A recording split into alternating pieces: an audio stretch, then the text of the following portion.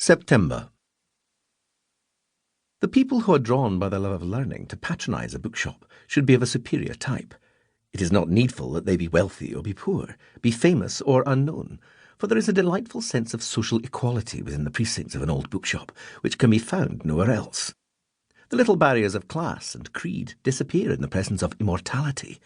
Quietly and silently, but irresistibly, the books exert their influence over men's minds. What an interesting medley of customers are drawn to a bookshop.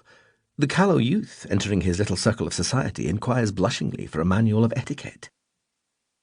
R. M. Williamson, Bits from an Old Bookshop.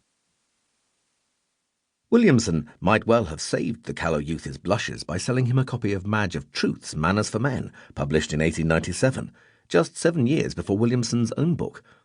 I hope that my slightly mocking observations of the formal conventions to which Madge advises such youths to adhere are not misinterpreted as mocking Madge.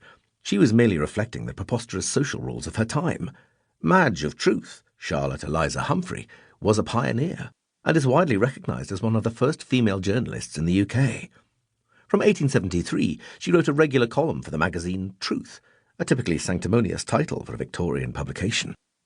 It is far too easy to dismiss her work in the context of the work of today's journalists, but she was undoubtedly a ground-breaking figure, most of whose work was devoted to the previously largely overlooked subject of the interests of women, as she commented during an interview with Women's Life in the 1890s.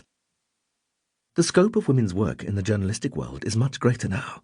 When I first became a journalist, only a few papers published ladies' letters, and these dealt principally with domestic servants, the management of babies, and similar subjects. Now women go in for golf, bicycling, and other games. In fact, the athletic girl is a new development, and as woman's world is widened, so is the field for women writers.